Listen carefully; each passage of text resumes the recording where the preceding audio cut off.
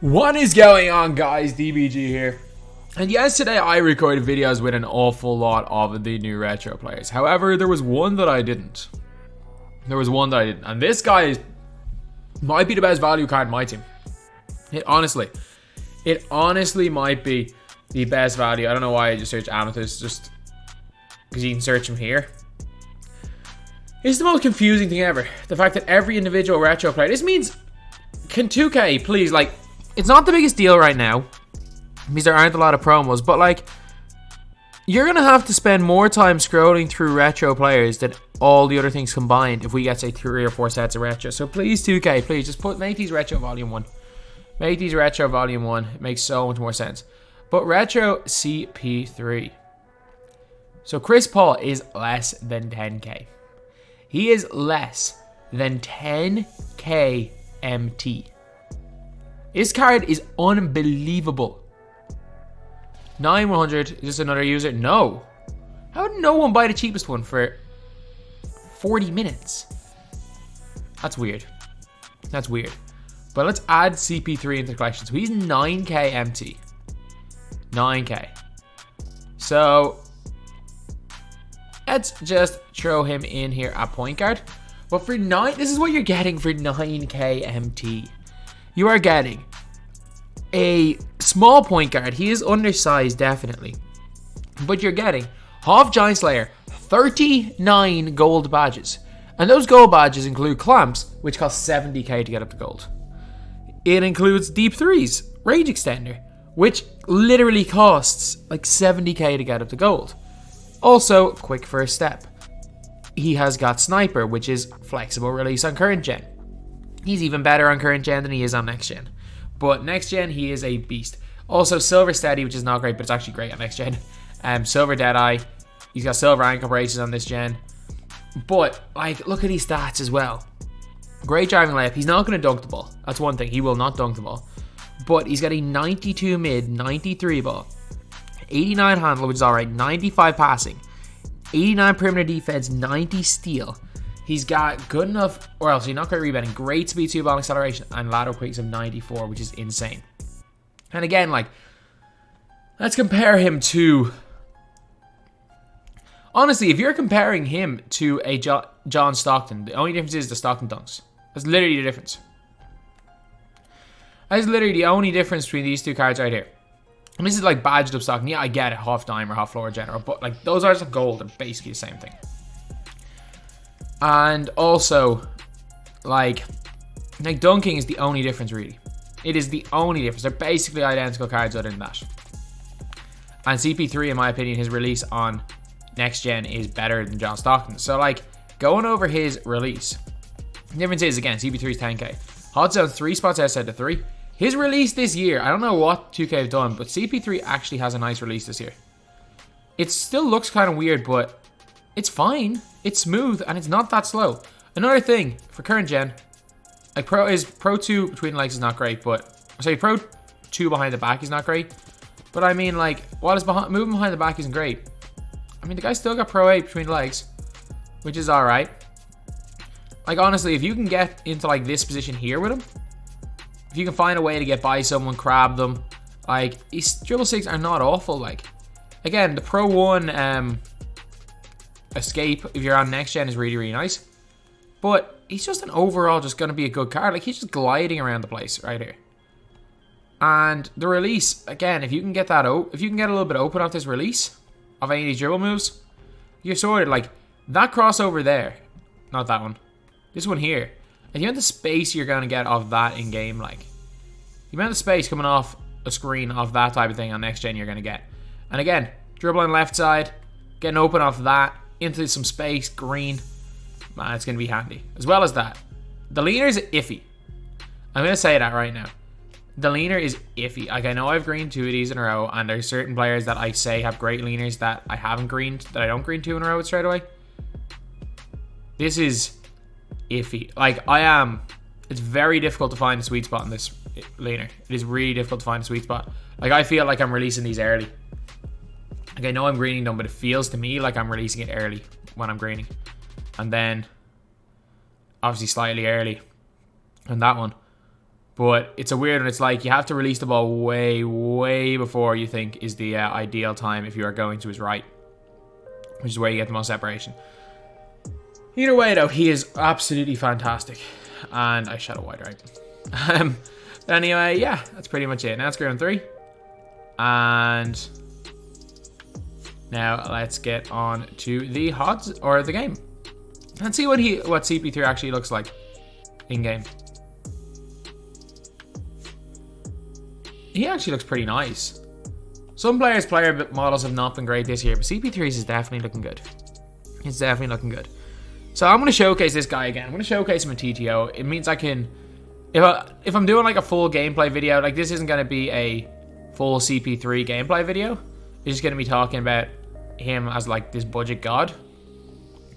So that is a dead giveaway for what my next video is going to be.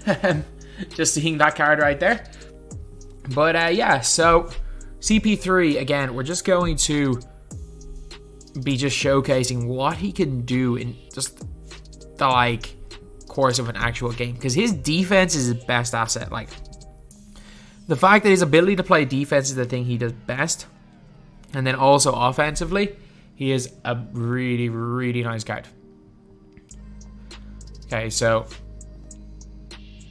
this guy got an AFK. Oh, he's there. You got Tony Allen in the game, really? I think that's Ruby Shack. Almost certain that's Ruby Shack. Alright, so Tony Allen's good defender as well. Got open off that. That is not open there.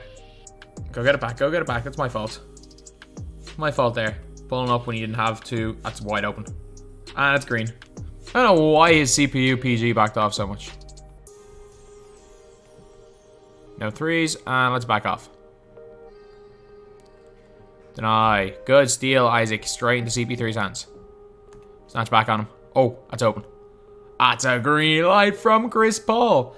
It's madness. Like, what have they... Like, his release compared to last year and the other years. Like, CP3's releases previous years have been awful. This is actually so much nicer than it's ever been. This is the nicest CP3's release has ever felt. It wasn't awful on Half Quick Draw. I will have to admit, it was not awful on Half Quick Draw last year. I thought it was awful on Go Quick Draw. It was not awful on Half Quick Draw. But this CP3 is like way better than, say, Diamond CP3 from 2K20.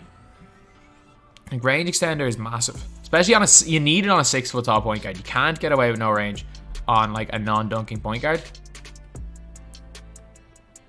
Go by him, go by him, go by him, lay that in. Ooh, Curry layup. Let's go. Good job, CP3. Oh, that's a steal. That's a steal. Back off, back off. Someone... Oh, we dribbled it off his foot. Shoot it. It's Tony Allen, man. You've 68 rated 3. I remember the last time I ever used Tony Allen was in the... remember the week for MyTEAM Limit? I think it was like week 3. We had to use like lower than 70 rated 3-point shooters. It was just everyone sitting in zones. Leaner. Get shot there by CP3. Okay, and his takeover is actually shot creator. And like the crazy thing is that you might be saying, oh, I'm playing against a weak team. That's why CP3 is a stand. It's like, guys got Tony Allen.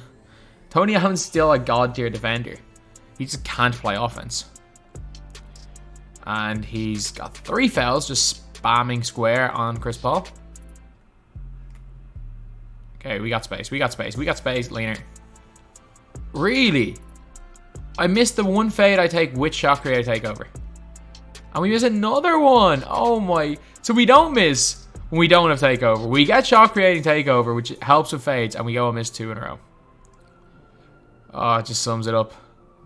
It just sums it up. I don't get how takeover works, honestly. Like, there are times when you can green 5 shots in a row, and then you'll have sharp takeover, and you'll miss 5 in a row. It's a really... I just think takeover is a really weird one. And then my theory that a slasher takeover makes you draw a bunch of bump steals. I still believe in that theory. I still believe in that theory. We shot slightly early. There we go. It went in this time. Good shot. Because genuinely, ever since that slasher takeover, the amount of bump steals I get when I have that takeover just doubles. Good move. Okay, we're going left. We're going left. We're going left. That's contested. That was not great right there. Okay, so we gotta just be a little bit safer with our shots. There's no point. We've been taking a few leaners. We missed 3 of them. It's off. Our Ruby's not good enough to hit that shot. Oh, we can hit the setback. Can we? Maybe not. Circus 3 is not triggering there. Okay, let's just actually... Oh, pass. Let's come on. Set him a screen. Roll hard. Roll hard. Roll hard. We're there. Oh, midi. Oh, that was not what I wanted. That was not what I wanted. It was like he lost. Chris Paul just completely just forgot how to beat Chris Paul as soon as he got takeover.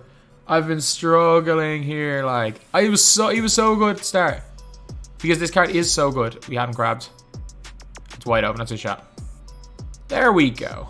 That's what we needed. That is what we needed right there. We can't just keep shooting wides with him. Jonathan Isaac, though, is a beast, man. He's a beast on both ends of the floor. Is he going to shoot that? No, he got the dunk. That's just poor defense by me. Just really poor defense. We got space. We got space. That's a 40? Really? Really, 2K? That's a 40? Come on, he had his hands down. He had his hands down. Green that. There we go. He's not missed wide open off catch and shoot. He's not off a catch and shoot, off a like standing shot. He has basically made everything off a standing shot. Hey, wait back. Come on. Come on. Let's see what you're trying to do. You attack me with Shaq? And he attacked me with Shaq and he got me. Because I don't know why I expect him to go for a dunk and not stop. Can this guy just get fouled out? He's just spamming.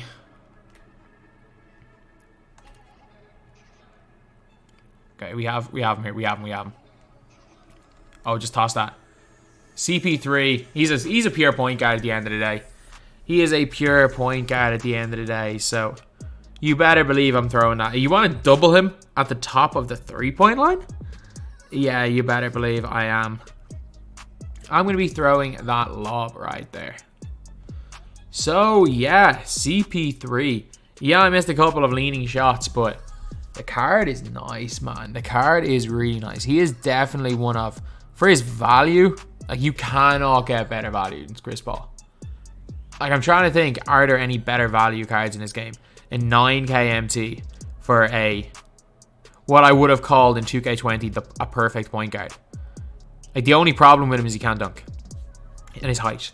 That's the only negative. He's got range extender, quick first step, clamps. Can shoot the 3 ball really well. Has got good enough handle, decent dribble sigs. His release is okay. It's not a bad release. It's really greenable. It's by no means this exceptional release, but it's by no means a bad release either. So Chris Paul, man, I'm telling you, he is a must pick up. Chris Paul is, he could be my point guard for 250. He honestly could. I'm not entirely sure if I have. I don't think I've already sold my Darren Williams. So I might just end up keeping my Darren Williams for 250. But CP3, the guy is next level when it comes to budget players, lads. He is next level. He's a fantastic player. So anyway, that's the video. Thank you guys for watching. Please like, comment, and subscribe.